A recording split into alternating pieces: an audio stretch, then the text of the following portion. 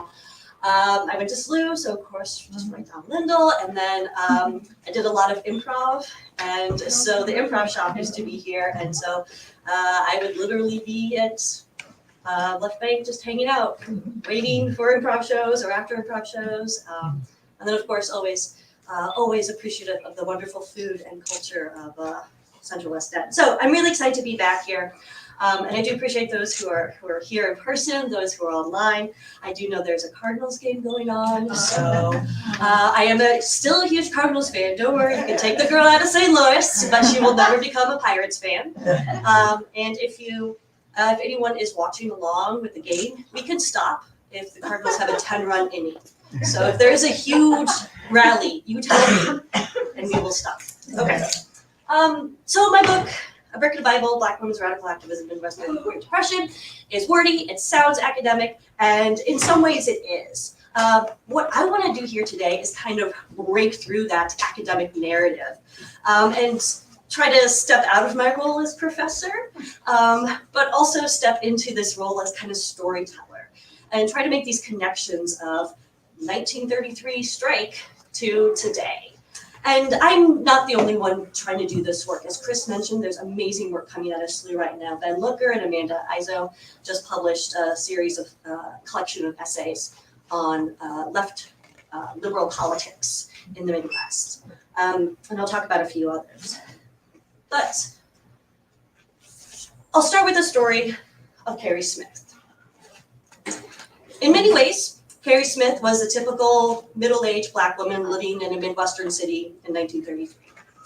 Every Sunday, she walked several blocks from the home she rented in downtown St. Louis to Central Baptist Church to hear the Reverend George E. Stevens lead services. She had moved to St. Louis in the early years of the Great Migration around 1917, and she was devoted to her local community, her local church, her neighborhood. She was a member of a local fraternal organization. And at 42, she considered herself a highly skilled worker because she had worked for the same company for 18 years. It may have come as a surprise then to her friends and to her family when she joined forces with local white communists to stage a strike in the Funston nut factories, where she had worked as a loyal employee for 18 years. She negotiated with the mayor, she organized picket lines, she published journal articles, she led protest rallies, activities that had mostly been off limits for Black women living in St. Louis. And on May 15th, 90 years ago, so literally 90 years ago from yesterday, she stood on the steps of City Hall with the Bible in one hand and a brick in the other, and she says, "Girls, if we stick together, we cannot lose this strike." And she was right, they won. And so I'm going to tell you a little bit more about that strike, but also what builds up to this moment, right? Because it's not just out of nowhere. Carrie Smith is an amazing and remarkable woman, but she's influenced by her position as a Black woman, her position as a churchgoer, her position as a migrant, and then also by these other external influences, this growing radicalism in the Great Depression. So I want to kind of try to situate all that. Because if we look at this moment of a woman, a good church-going woman with a brick and a Bible, it makes no sense. But if we kind of come with these understandings of other radical traditions of her community and Black women's activism, we really begin to see that like this isn't unusual. This is just another an incredibly motivating moment in Midwestern Black studies.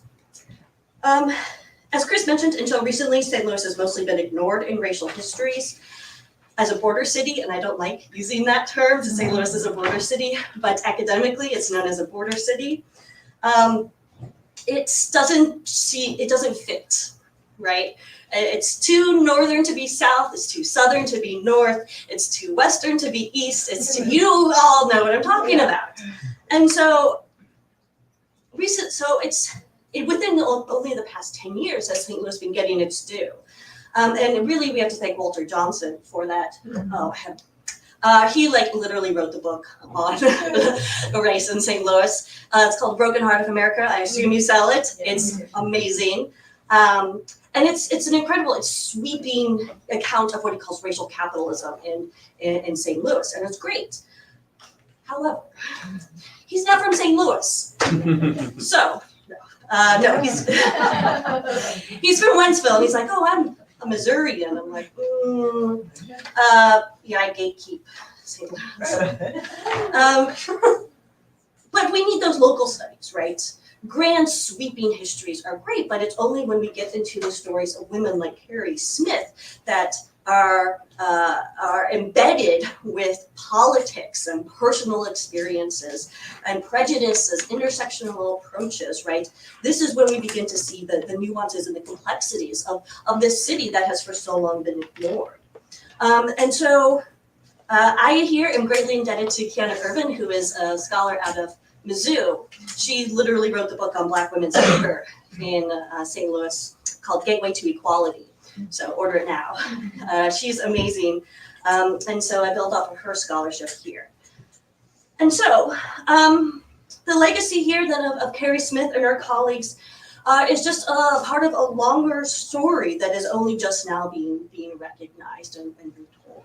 So it's very exciting to be a part of that. It's also very frustrating that Walter Johnson wrote the book I wanted to. But that's right, there's a lot more to be said about St. Louis. Before getting back to Carrie Smith in the 1930s, I'd like to take a minute to just justify the Midwest. And this might not seem particularly relevant to people living in St. Louis, but whenever I do an academic talk or a panel on Midwestern history, the first question I get is why the Midwest? First, I'd like to point out that historians of the American South and West never need to justify why they study their areas. But then also second, as a native Midwesterner and St. Louisan, I admit that until about 10 years ago, I was similarly suspect that there was anything noteworthy or study-worthy about the Midwest. It was only after I took a class on race and citizenship at St. Louis University with Heidi Artizone that I realized the deep, rich, inspiring, and tragic history of the Midwest. And then Ferguson happened. And I was confronted with this moment of, do I bury my head back in these studies, or do I try to make sense of this moment? And so I was inspired to look at that city that I had so long taken for granted and be like, oh, it's just my hometown, whatever. But using this moment of national, international tension to draw conclusions, to draw complexities about our city.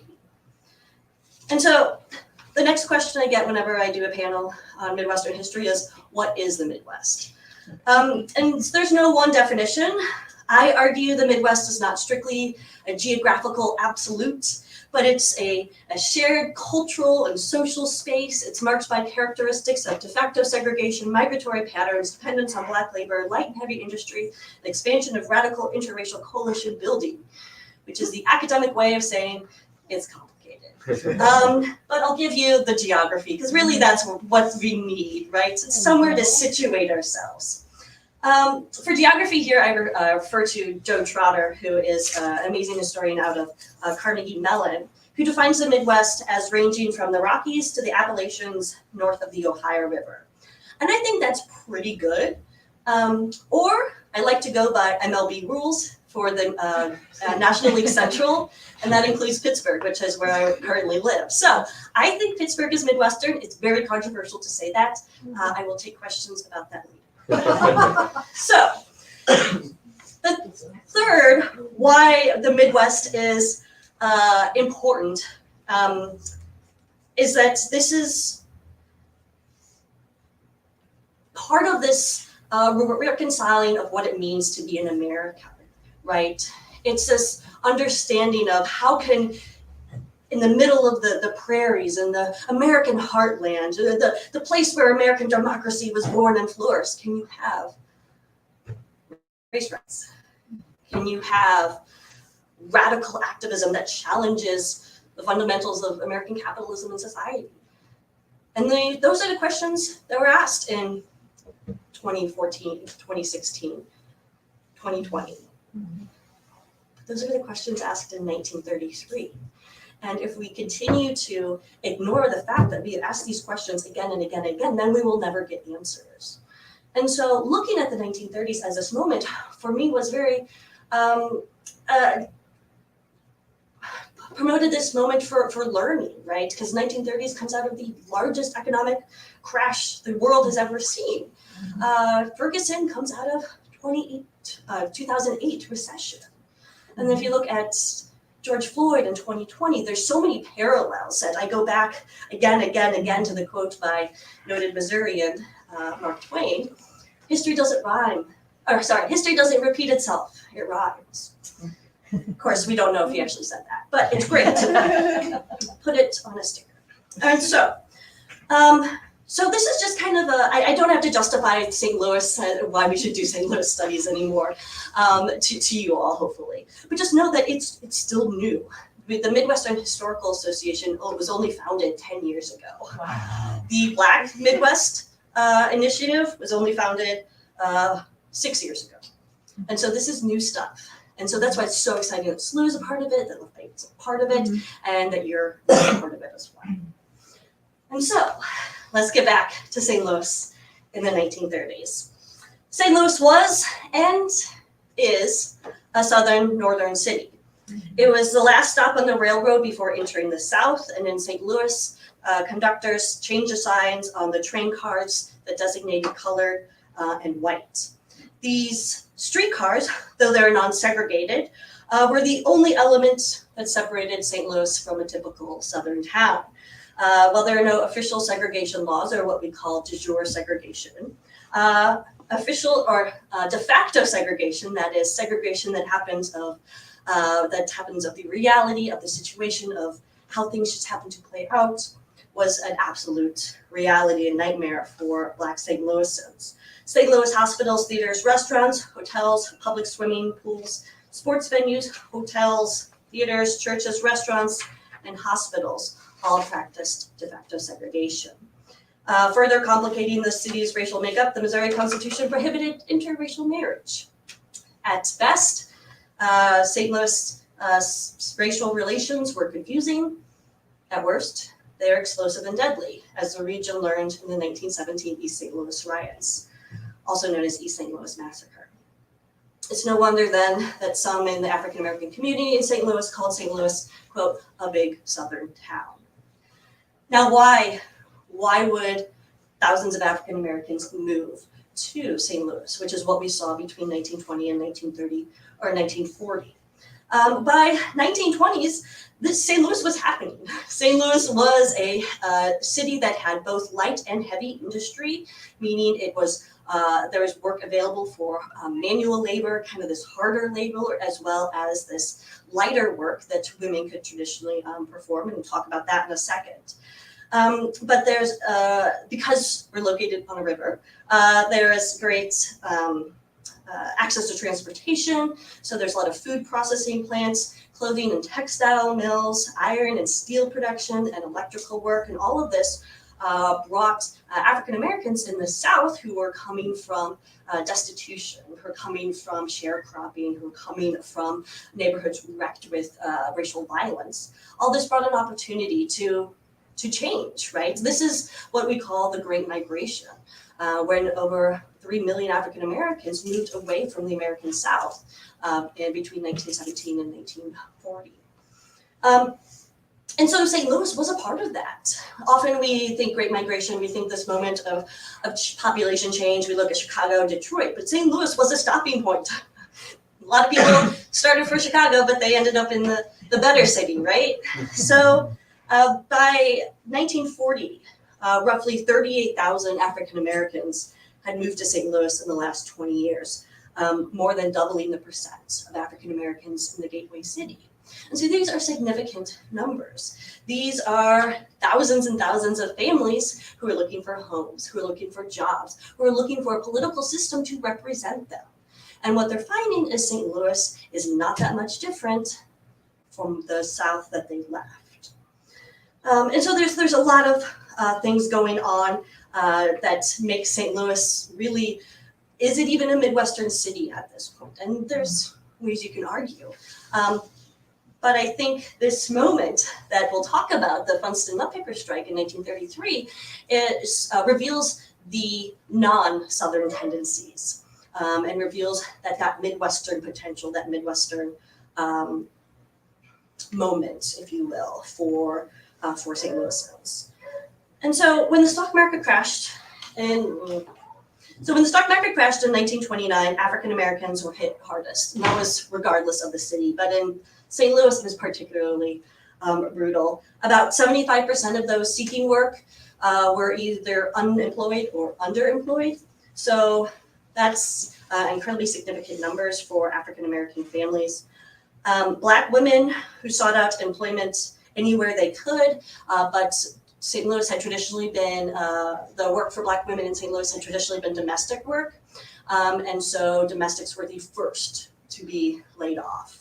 And then in industries such as textiles and clothing and iron and so forth, the common refrain for Black workers is last hired, first fired. And so Black unemployment in St. Louis goes between 25 and 30% during the worst of the Great Depression. And St. Louis was hit hard during the Great Depression, just the city in total. I don't know if you know this, but St. Louis had one of the largest Hoovervilles. So one of the largest shanty towns where unhoused people constructed their homes and dwellings to live. It was down by the river and housed between 3,000 and 5,000 people for about 10 years. It had its own mayor and street signs.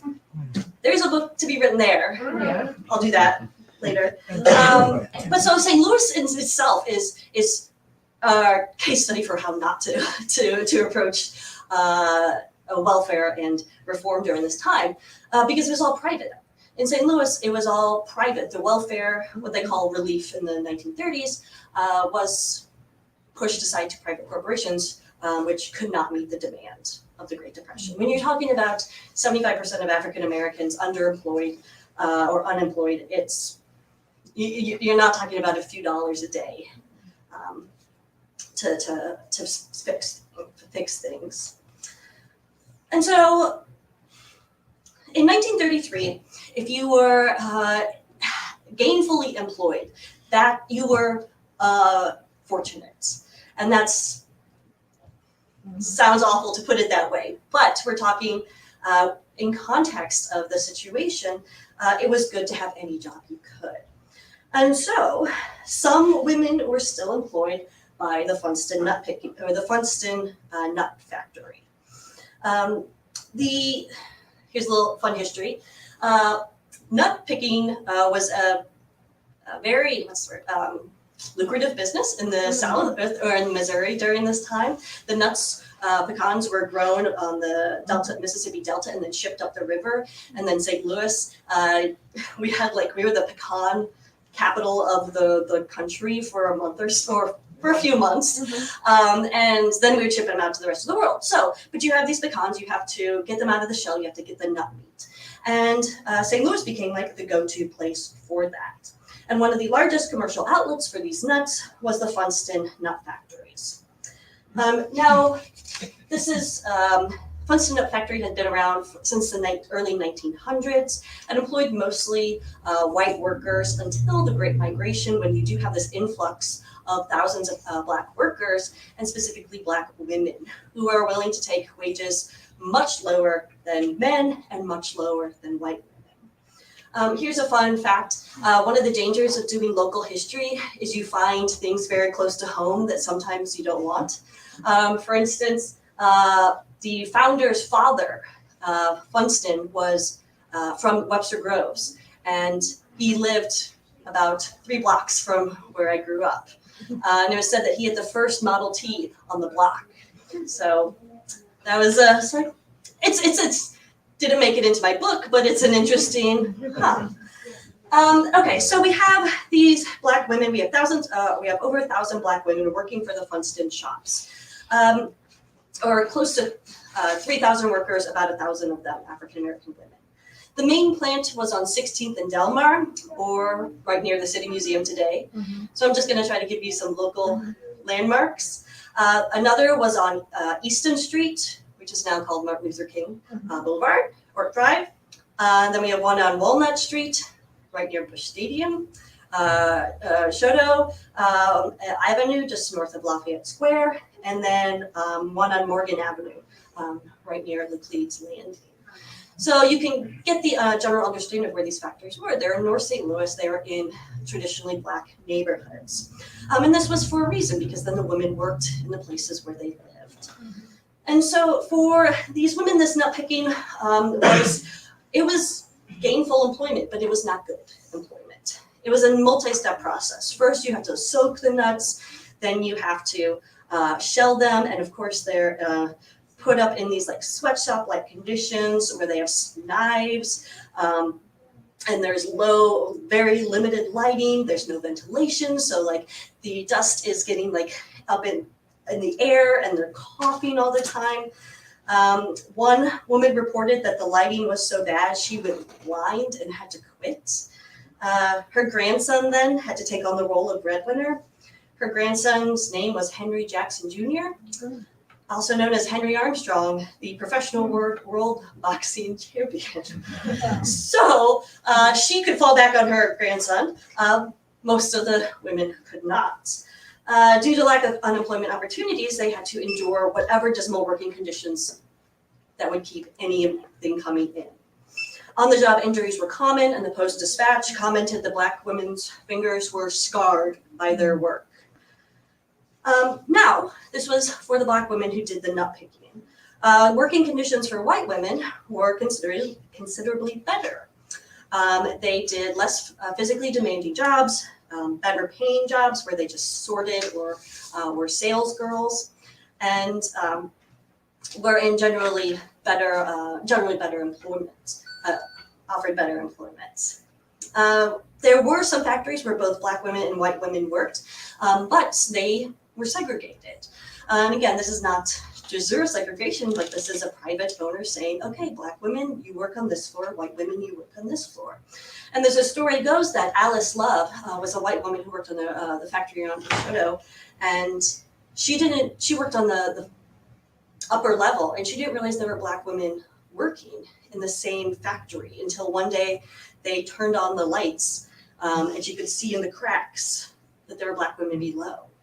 And so it's this really weird moment. We have this intensely segregated city, we have this intense economic depression, and then we have this intense segregation within this economic depression. And we're still at this point when we're seeing all these challenges and stressors piling on these women workers, instead of putting their nose to the ground and saying, okay, I'll work through it, we see fighting back. And so in 1930, by 1933, the Funston Nut Company had issued 5 wage cuts within 3 years. Carrie Smith, I'll remind you about Carrie Smith, she had seen her weekly wage plummet from $18 to $4 a week. And so, and this was known. Everyone kind of knew that what was happening in the Funston nut picking factories. Right? Everyone knew that the women would come out coughing and scarred. They knew they were treated terribly.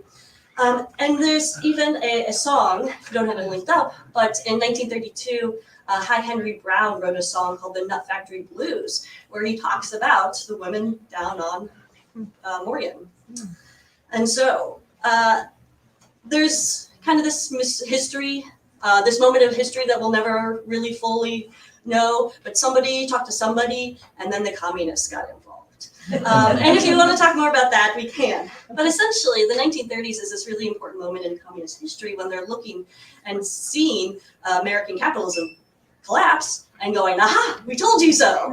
And so the communists in cities across the Midwest are rallying Black workers, saying like, look, the capitalists failed you, American government has failed you, the only way you can get ahead is to join the Communist Party. And so we're seeing places like St. Louis, Chicago, Detroit, Cleveland, African American workers turn towards the Communist Party.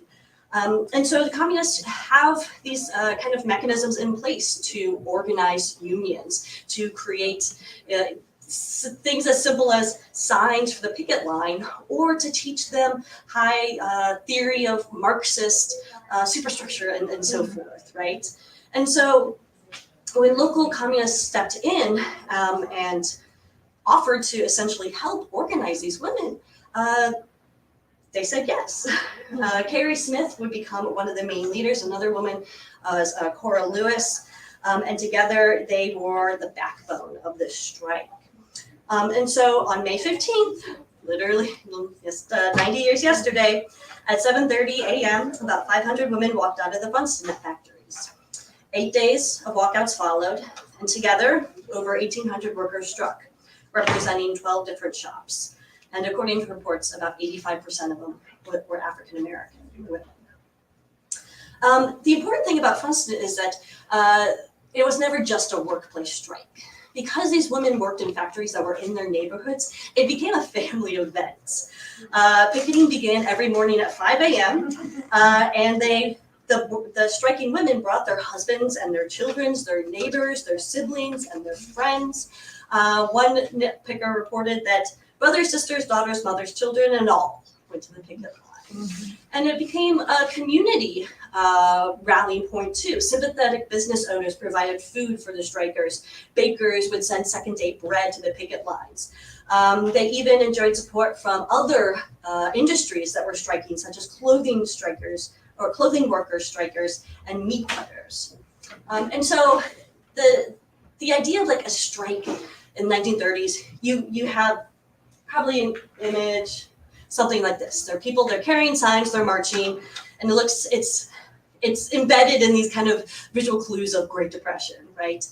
But there's so much life in these picket lines because they're happening literally in these women's neighborhoods. And you have women like Carrie Smith, who's worked here for 18 years, who embodies everything there is about a Midwest or a Black woman living in the Midwest in the 1930s.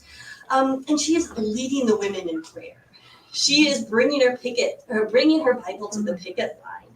She is singing songs and singing hymns. And there's one repeating prayer she gives that says, "Oh Lord, we took the first step. Now you help us." And then they would all say, "Amen." And so this was a community event. This was a powerful moment that really transcends those factory walls, which is so hard to get, right, out of a black and white photo. After 10 days of striking on May 24th, the strike was settled, and Funston, the owner, agreed to double the workers' wages, pay black and white workers equally, and improve working conditions. The women gained all their demands, and including union representation. And Carrie Smith, when she was asked about the success, she said, quote, "The girls are loyal to the union. You better not say anything against the union or they will fight you." Carrie Smith is definitely one of those great St. Louisans who needs more attention. And because the nutpicker strike was so multifaceted, it was initially kind of electrifying. It inspired organizing among workers in many different industries across St. Louis. So workers at a bag company, another nut factory, a steel plant, the river docks, all struck the same year and won their demands as well. The nutpicker strike even had influence across the Midwest. In Chicago, just literally weeks after, on the South Side, Black women who worked as seamstresses went on strike and chanted, quote, "Do as the nutpickers did." So this is the first time St. Louis did something before Chicago. But this is this moment that initially drew me to the strike, is what is happening, that we have Black women in these Midwestern cities working with white communists and winning, right? And so there's so much more to be said here and to talk about these women, and people do, right? I would point you to many other works if you want, like my bibliography, and people are doing great work out there. And I also can talk about Cleveland and Chicago and Detroit, other cities that I study. But the thing is, we're seeing very similar repetitions, patterns that say like there's something distinctive happening in the Midwest with Black women. And so it has been my pleasure to find those stories in the archives and to amplify them, to bring them to another generation, and to continue to try to keep those stories alive, because they're incredibly inspiring. Just a few pictures. This is a pamphlet or flyer that they would hand out on the picket lines. And you see some similar rhetoric that you would expect from Communist Party rhetoric, like stand ready, we cannot let the boss starve us any longer. But then you see real moments of like, this is Black women kind of doing what they do as community leaders, regardless of their politics.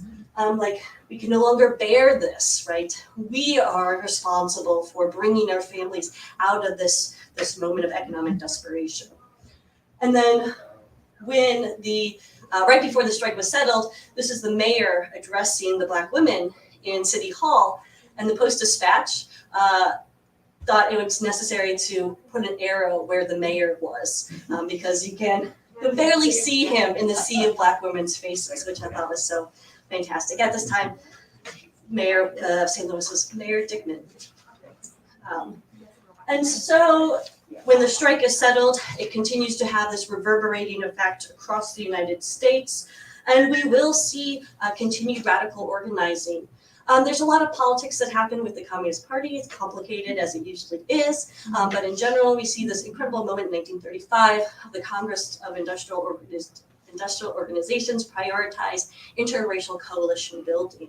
And so we do have some incredibly strong unions created out of this moment. And so really what we're seeing here is St. Louis being the forerunner of interracial labor organizing. And that's something that, again, is only just now being understood. And so union organizing, especially when it's based in the community and neighborhoods, can have lasting effects that aren't always manifested in workplace gains. Because, to put a bummer on the story, the Funston nut factories reneged on their demands. They went back. There's several other strikes in 1937, and then eventually Funston, the owner, closed up shops and moved south, where workers would not organize. And so in 1940, the last time I saw mention of Carrie Smith, she was a laundress outside out of her own home. So back into that domestic work, despite the fact that she was a very strong, powerful labor union organizer and activist. And then she disappears. And so, but it's not just about Funston. It's just not just about the nut picking, right? That direct engagement with the community and neighborhoods, the cooperation with local businesses, and labor organizing techniques and systems and networks helped Carrie Smith and her fellow Funston workers achieve their victory, and they passed along that knowledge. That's knowledge that's not necessarily represented in books, although most of it is, right? But knowledge that is represented in actions. And that practice of radical organizing that we see today, that came out of, that didn't erupt out of nowhere in Ferguson or Minneapolis, but drew from these traditions of women like Carrie Smith. I'll take questions, I guess, at this point. Love any questions. I know I talk fast and was all over the place. Two questions. First of all, thanks for the history of St. Louis. I am not a native from here, so this is all new to me. This is interesting. But you say they were making $18 a week, and then they were on strike, and then the salary was slashed to 4, and then doubled from 4 to 8. All right, so sorry. When I don't read from my notes, I get my numbers jumbled, which is always fun for my students. So let's just, okay, 1918 was the highest wage Carrie Smith ever got, and that was $18 a week. By 1933, she had her wages slashed again and again and again. She was only making $4. And so and some women were, and she was experienced, right? She'd worked for 18 years. She was at the top, right? Some women were making literally $2 a week. And so we have this really incredible moment when the women go to what they call Social Justice Commission, which was a bunch of religious leaders in the city who were involved in social justice issues. Many priests, or a couple of them were priests from St. Louis University. And these women go and say like, hey, we need your support, we need your help. And they open their paychecks and like pennies fall out. And it's this really kind of powerful visualization of they're literally making pennies. So yeah, $18 in 1918, nothing by 1933. And so that doubling of the wages was incredibly significant if it happened. Hard to enforce that labor. What was the response of the white women workers at the factory? And then kind of as a corollary, how successful was the interracial coalition building? So that's so interesting. Many of the white women didn't know what was going on. Right. They were surprised. They thought, they heard that the black women were going on a picnic. And that reflects the separation of the women, right? I mean, owners like Funston, sweatshop owners like Funston, manipulates racial tensions to their benefit, right? Because you wouldn't want black and white women working together and saying, oh, we should be making the same wages, or oh, you should be doing this job with me. Because whenever you have that kind of labor solidarity, you have a threat to his profit line. And so that's why, like, literally they were separated from the floor. And so, yeah, so there was that initial day, many of the white women were like, what is going on? And then some of them joined in. There was a significant amount of white women, about like 15% of the strikers were white. It's hard to say how many of the white workers in total were in support, especially because there's some histories that, or some sources that I've read, since many of the women working in these factories were migrants or immigrants, they just kind of didn't have that understanding of labor. They were trying to protect their jobs as best as they could. So to see black women striking was like, well, how could you do this? This is the best job I've ever had. And so it really pits the white immigrant community against black community in some cases, which again was Funston's point.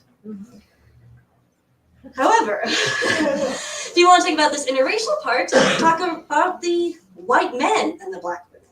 Because Carrie Smith only got involved because white men, William Sentner was one of the big Communist Party organizers in St. Louis and Chicago. And he and other white organizers are the ones who are giving Carrie the resources that she needs. So like meeting halls, flyers, pamphlets, how do you call a strike? What do you do once you call a strike? How do you list your demands? Like, these aren't things you naturally wake up knowing. These are things that Communist Party leaders did know because they had been working them for decades. And so the interracial solidarity may not have always been there with the women, but it's absolutely there with these white Communist Party men, which is interesting. And there's definitely something to be said about interracial coupling of white men and black women in the Communist Party, which is another book for another time. Yeah. I'm a doctoral student working on labor and religion in St. Louis. Yay! So my question is prefaced by that. Neither Urban nor Johnson really delve into religious communities or identities a whole lot in their books. Do you use a particular theory or a particular author to kind of find those religious sources in St. Louis? Because St. Louis religion also gets ignored by most historians. Oh my God, yeah, it's like, okay, we have the Jesuits and that's it. No, there's so much more. So the Black church is its own religious history, right? And by 1930s, we've seen kind of like a cooling down of the social justice initiatives of the Black church, because the Black churches are there trying, along with everyone else, to survive during the Great Depression. And so infuriating their benefactors that are often white philanthropists is not in their best interests. So for instance, in Detroit, many Black churches received money and firewood during the winter from Henry Ford. There was no way they would support Black workers and Black labor. In St. Louis, it's a similar story, but different, because we don't have that kind of like one huge labor leader. But we do have a Black church that's not wanting to get involved. I went through Urban League records, which might be a place where the Urban League is actually sending members to Black churches to tell them to not be communists, to stay away from the communists. However, we have this amazing moment when the Social Justice Commission, with a few priests from SLU and then also a Jewish rabbi, come to the women's aid. They say, "Oh, the Black church leaders aren't with you? We are. We are trained in this kind of social justice administrations, and we'll be a part of that struggle." So it's complicated, and that's why it's been ignored, because it's not this clear-cut story of the Black church leaders helped them, and that was it.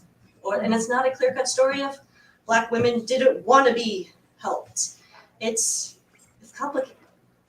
But at the end of the day, Carrie Smith would identify as a religious woman first and foremost. And so, good luck.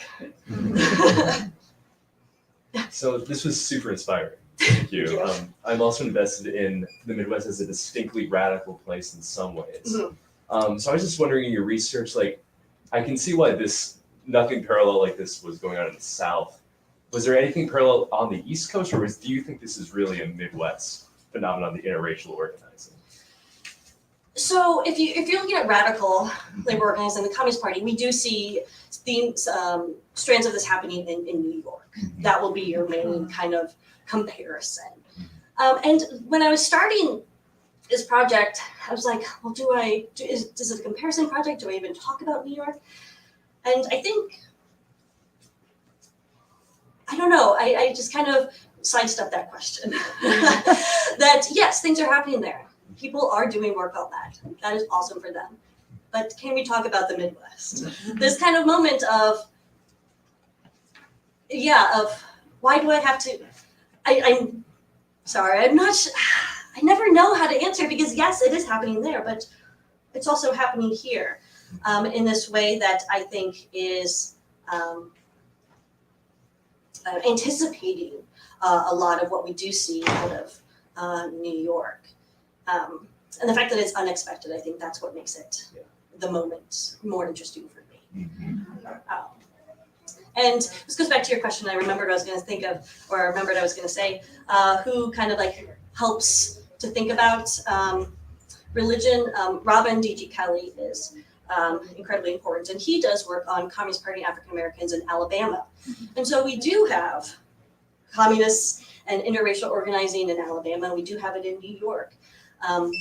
But those are stories that are very well known and well told. I mean, Robin Kelly wrote his book in the 90s. The fact that we have these two incredible strikes in St. Louis and Chicago, and nobody has written the book, or it took a while to write the book. That's I think the important part, because that stereotype of the Midwest. Absolutely. Thank you. Sorry. If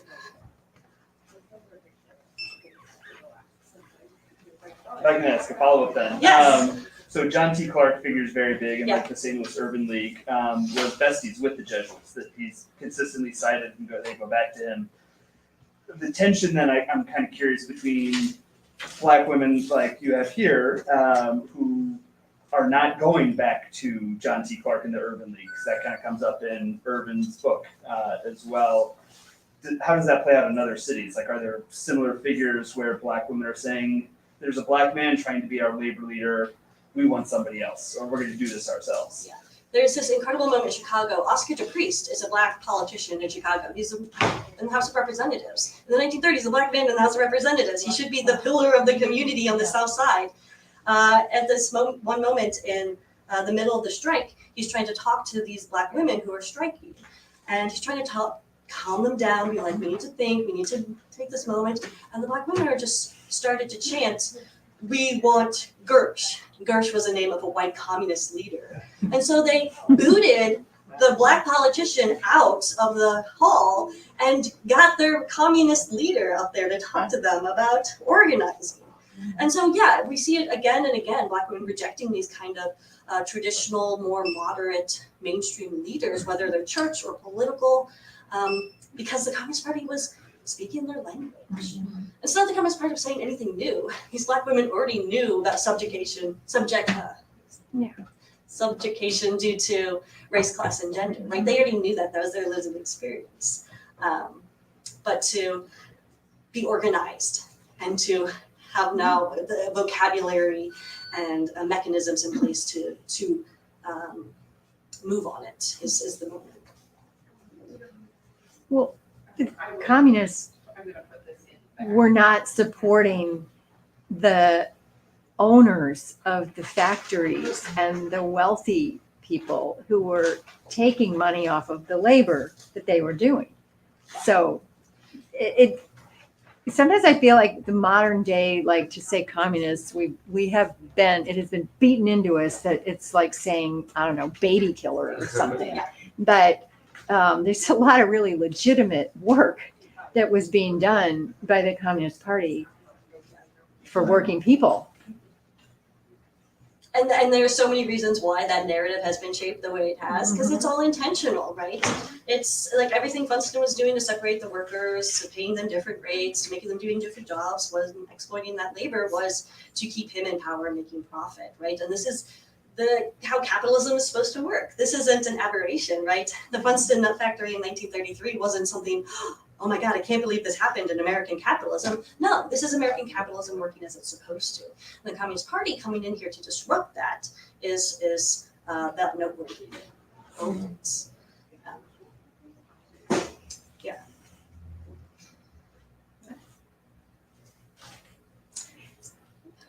To get just one last story. Sure. So this is from the Urban League's, one of their health and wellness reports. In 1930, there were no Black communists in St. Louis. And in fact, the communist headquarters was on Garrison Street, which is a traditionally Black neighborhood. And the communists, in their records, I found that they were hesitant to host meetings there because they didn't want to have meetings in a Black neighborhood, and they didn't want their property to be devalued. This was the communists. And so that makes the 1933 strike so extraordinary that they used this moment to completely switch gears. And by 1935, the Communist Party had been basically like sold so hard into Black workers' struggles that they were selling chitlins on the street to raise money. Chitlin's a Southern delicacy. So. And so they changed. Unfortunately, so did the world, and that legacy of Black radical organizing has had its ups and downs, to say the least.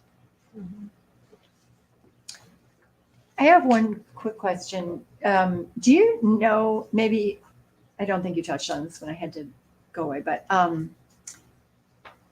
oral histories of descendants of these Black factory workers in St. Louis, is that a thing? I mean, so when the Henry Armstrong, the heavy, or not heavyweight, he's lightweight, I don't know boxing. He was a boxing champion. The only reason I have his story is because he was someone notable, right? And those oral histories are only preserved when people go out of their way. And so I mentioned Kiana Urban, but I'm also sitting on the shoulders of Myrna Fitchenbaum, who wrote her master's thesis at SLU about this strike and was actually able to interview the women in the 80s. And so a lot of the evidence we have comes from those interviews. Now, we have a gap then. We have her doing this work and publishing in 91. And then we have Rosemary Fuhrer out of Southern Illinois University, and then, or Northern Illinois. And then we have this kind of gap. And then we have scholars like Kiana Irvin and I who are interested in the Black history part of it. And so I think we lost something. Yeah. We did. And that's a tragedy of history. It's a tragedy of doing this work. But it's still, there are moments out there, because like I found this interview with Armstrong just because I was a grad student and probably procrastinating on something. And so I was like, oh, I'll read this, we'll see. And I'm like, whoa, he mentioned the nut pickers. And so maybe that's out there, maybe it's not. But that never stops historians from looking. Yeah, cool. All right. Well, thank you. All right, thank you so much. We do have books at the counter, and I'm sure you will sign them for people.